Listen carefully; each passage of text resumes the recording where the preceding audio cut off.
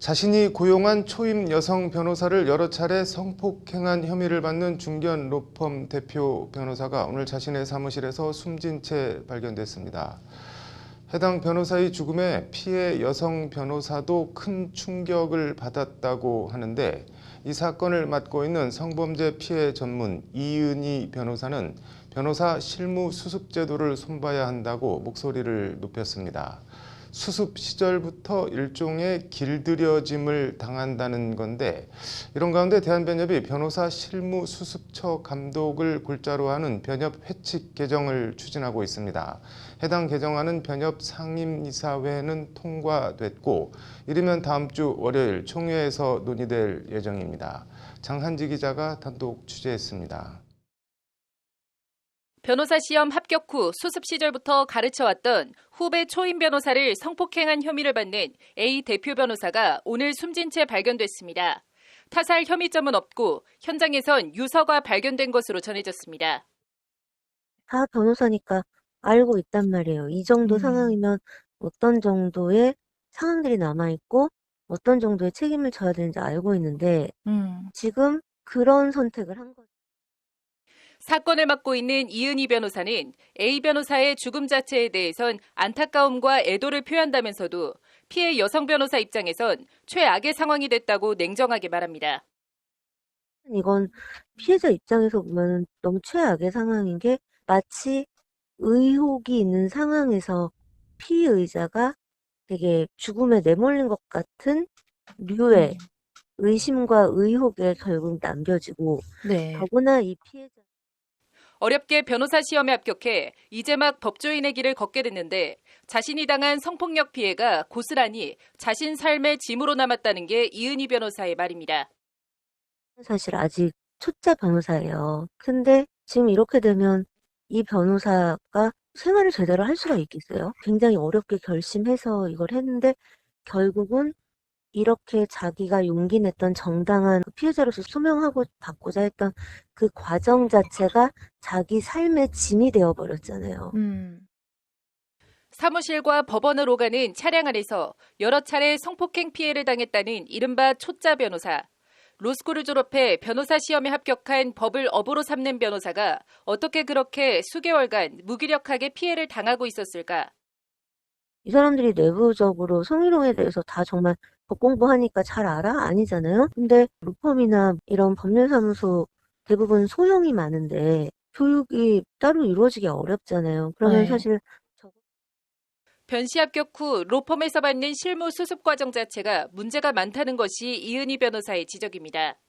6개월 수습 기간 동안은 정식 변호사가 아니어서 정작 변호사 업무는 맡기지 못하는데 교육을 시키면서 월급은 줘야 하는 특히 중소형 로펌에서 수습 변호사는 일종의 계륵 같은 존재라는 겁니다. 접견을 단독으로 보낼 수가 있기를 하나, 조사 배석을 시킬 수가 있나, 걔 이름으로 서면을 쓸 수가 있기를 하나.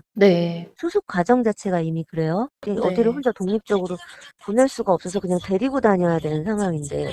그러니까 심지어 최저임금도 못 받는 경우는 물론 2018년 변협조사 결과에 따르면 법률 사무 종사기관에 오히려 비용을 지불하고 실무 수습을 한 경우도 있습니다. 오려면은 그렇게 해야 된다는 조건부처럼 얘기를 하시면은 참 찝찝하고 불안한데 못하겠다고 하기엔 또 난감하고. 이런 열악한 처우와 환경에도 수습 변호사 모집 공고를 내면 지원자들이 쇄도하는 현상이 해마다 되풀이되고 있습니다. 실무 수습을 받지 못하면 로펌에 취업하거나 개업을 할 수가 없는데 해마다 1,800명 안팎으로 변시 합격자는 쏟아져 나오고 연수나 수습 교육을 받을 수 있는 기관과 인원은 한정되어 있습니다. 공고를 올리니까 저희가 한 명 뽑으려고 그랬는데 뭐 한 100명 뭐 이렇게 오는 거예요. 100명, 200명 이렇게요. 이렇게 수습받겠다고 오는 사람들이. 사실 저희가 페이를 안 줬어요. 네. 이거 오면은 그래도 사람이가 밥 먹여주고 교통비를 한 10,000원 줬나? 한 올 때마다? 그래도 서로 하겠다는 거예요. 이러다 보니 수습 교육을 빙자한 열정페이나 폭언 등 이른바 블랙 로펌들의 갑질 횡포에 무방비로 노출되고 있는 게 현실입니다.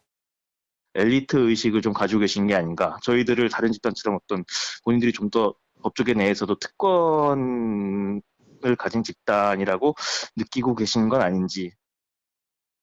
대표 변호사에 의한 초임 여성 변호사 성폭행 사건은 이런 부작용이 극단적으로 발현된 경우라는 게 이은희 변호사의 말입니다. 실무수습 제도가 지금 얼마나 문제가 많은데 이 실무수습 제도가 사실은 어떻게 보면은 중소형 펌에서는 애들 피 빨아먹고 저기 순종훈련 시키는 과정이 돼버리고 네. 정말로 그야말로 총체적 난국이라고 거듭 목소리를 높입니다. 중소형 펌에서 애들 입장에서는 그렇게 뭔가 착취당하고 뭔가 순종적으로 뭔가 이렇게 길들여지는 법 쪽에 되게 좋은 분들도 많지만 네. 법 쪽에 문제가 이런 부분에서 많다라고 생각하고 총체적 난국이면 총체적 난국.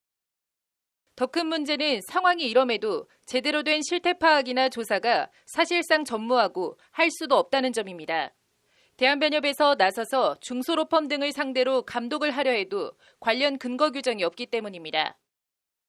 변협이 한 번도 감독권 행사한 적이 없어요. 네. 회칙조차 만들어 놓지 않았거든요. 그런데 이번에 통해서 수습처 감독에 관한 근거 회칙이 이제 통과가 되면 이에 변협은 수습처 관리감독에 대한 근거 규정을 회칙에 마련하는 회칙 개정안을 추진하고 있습니다. 현재 변협 상임이사회는 통과했고 총회 의결을 남겨놓은 상태입니다. 수습처에 대해서 너무나 간섭을 많이 하게 되면 기존의 일자리도 줄어들 수 있는 위험이 있기 때문에 감독을 한다 하더라도 일단 실태 조사를 하고 우수 수습처를 발굴해내고 널리 알리고 이런 식으로 인센티브를 부여하는 좀 긍정적인 방향으로 다음 주 월요일 열릴 예정인 변협 총회에서 해당 회칙 개정안이 통과되면 법무부 인가를 거쳐 효력이 발생하게 됩니다. 법률방송 장하지입니다.